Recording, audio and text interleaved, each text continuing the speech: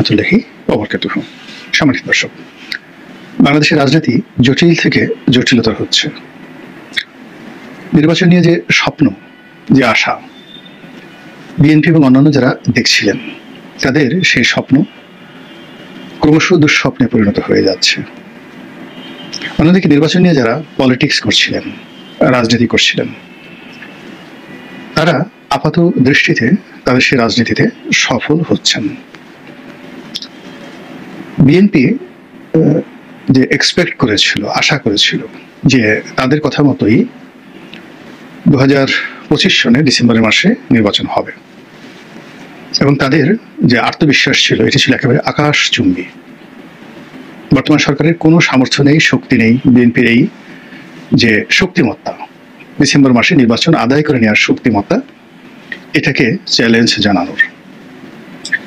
বিএনপির আত্মবিশ্বাস ছিল যে প্রশাসনে তাদের লোকজন ইতিমধ্যে নিয়োজিত হয়ে গেছে, মাঠঘাট পথ তাদের নিয়ন্ত্রণে, তাদের প্রধান, তারা যদি চায় ডক্টর মোহাম্মদ ইউনূস ক্ষমতায় থাকবে না, তাই হবে। কিন্তু গত যদি 60 দিন অর্থাৎ 2 মাসের ঘটনা পরিক্রমা দেখেন, তাহলে দেখবেন যে বিএনপির সব আশাগুলো নিরাশায় পরিণত হয়েছে, সব আত্মবিশ্বাসগুলো ভেঙে চুরে চুরমার হয়ে গেছে, এবং তাদের আশা এবং যে আত্মবিশ্বাস সংক্রান্ত যে সফলতা তারা আশা করেছিল, প্রায় সবগুলো ধূলিসাৎ হয়ে গেছে। সরকার খুব সুকৌশলে বিএনপিকে ডিসেম্বর থেকে ফেব্রুয়ারি পর্যন্ত নিয়ে গেছে, আবার এখন ফেব্রুয়ারি থেকে এপ্রিলের মধ্যে টানা হেঁচড়া শুরু করেছে।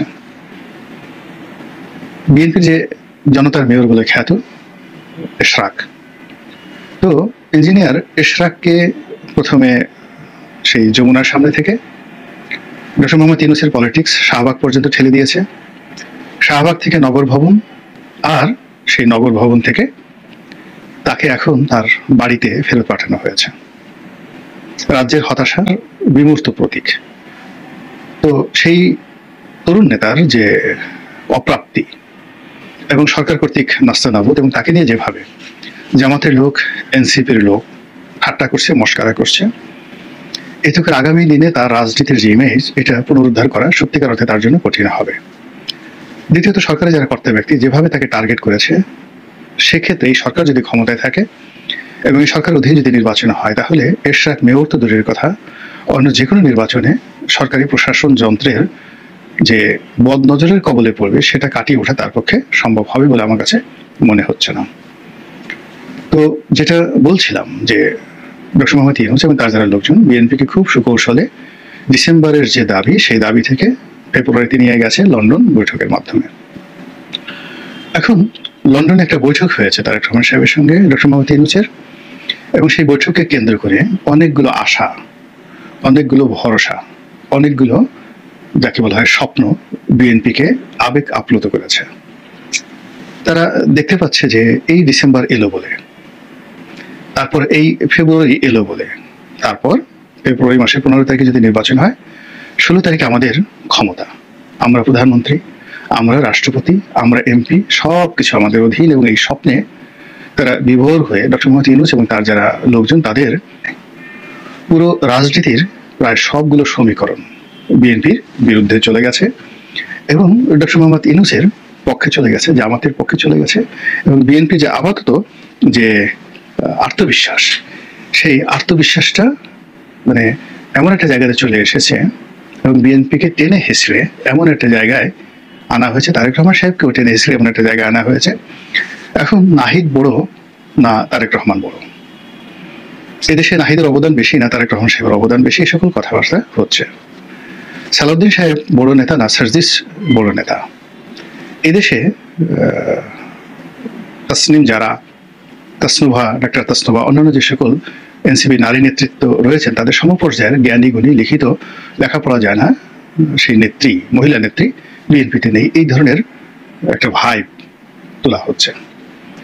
আর হাসনাত আবদুল্লাহ, তাকে অনেকটা গ্র্যান্ড লিডার, যদি ধরেন সিরাজুল আলম খান মুক্তিযুদ্ধের পরে, আসাম আব্দুর রব, কিংবা ধরুন তোফায়েল আহমেদ, এদের পর্যায়ে তাকে এনলাইটেন অ্যান্ড হাইলাইট করা হচ্ছে। এবং আশ্চর্য ব্যাপার হলো যে পত্র পত্রিকাগুলো, টেলিভিশন টক শোগুলো ঠিক এই ন্যারেটিভগুলো মানে বিএনপি ভার্সেস এনসিপি। একটা সময় বিএনপি ভার্সেস আওয়ামী লীগ কল্পনা করা হতো, এখন আওয়ামী লীগকে বাদ দিয়ে বিএনপিকে জামাত নয়, তারপরে শেষে হেফাজত নয়, কিংবা জাতীয় পার্টি নয়, তাদেরকে তুলনা করা হচ্ছে সরাসরি এনসিপির সঙ্গে। বোঝার চেষ্টা করুন। কিংবা হাসনাত আব্দুল্লাহ শেরজিস হন, ওটা যখনই তারা কোনো বক্তব্য দেন বিএনপিকে নিয়ে, ওটা পত্রপত্রিকাগুলো, মিডিয়াগুলো এতটা হাইলাইট করে যে হাইলাইটটা আসলে মির্জা ফখরুল সাহেব বা সালাউদ্দিন সাহেবের বক্তব্য এইভাবে হাইলাইট করা হয় না।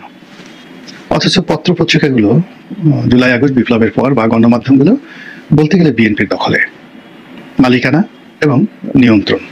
এখানে এনসিপির কোনো মালিকানা নেই, ডক্টর মোহাম্মদ ইউনূসের কোনো মালিকানা নেই কোনো গণমাধ্যমে। কিন্তু গণমাধ্যম বারবার বিএনপি ভার্সেস এনসিপির মধ্যে যে সমতা আনার চেষ্টা করছে, সেখানে ক্রমশ এনসিপি গুরুত্ব পাচ্ছে, প্রচার এবং প্রপাগান্ডা, আর বিএনপি ক্রমশ পিছিয়ে চলে যাচ্ছে। এবং এর ফলে সাম্প্রতিক সময়ে যে কথাগুলো আসছে, সেটি বিএনপির যে দন্যতা, বিএনপি যে অসহায়ত্ব, এটা ক্রমশ স্পষ্ট হয়ে যাচ্ছে। দুটো উদাহরণ নেই। প্রথম উদাহরণ হলো যে এনসিপি নিবন্ধনের জন্য তাদের নির্বাচনী প্রতীক হিসেবে শাপলাকে চেয়েছে। শাপলা আমাদের জাতীয় ফুল। আমাদের দুটো যাকে বলা হয় এখানে শাপলা সংক্রান্ত বিষয় রয়েছে। একটা হলো শাপলা জাতীয় ফুল, আর অন্যটা হলো আমাদের একটা রাষ্ট্রীয় প্রতীক রয়েছে। শাপলা, তারপরে ধানের শীষ দিয়ে ওই যে টাকার পিছনে বা প্রধানমন্ত্রী মনোগ্রামে এই জিনিসগুলো থাকে, শাপলা সহ মানে ধানের শীষের যে প্রতীক এটা থাকে, এটা হলো রাষ্ট্রীয় প্রতীক। আর শাপলা যেটা যে ফুল, এটা আমাদের জাতীয় ফুল, যেমন রয়্যাল বেঙ্গল টাইগার। এখন রয়্যাল বেঙ্গল টাইগার আমাদের জাতীয় পশু, ইলিশ আমাদের জাতীয় মাছ। তো সেই থেকে যদি আপনি ধরেন যে জাতীয় কোনো প্রতীককে বা জাতীয় কোনো প্রাণী, ফুল, ফল, কাঁঠাল, এগুলোকে আপনি কোনো নির্বাচনে প্রতীক করতে পারবেন না, তাহলে এই ঘটনাটা ঠিক নয়। কারণ হলো ইলিশ মাছ প্রতীক আছে, তারপরে শেষে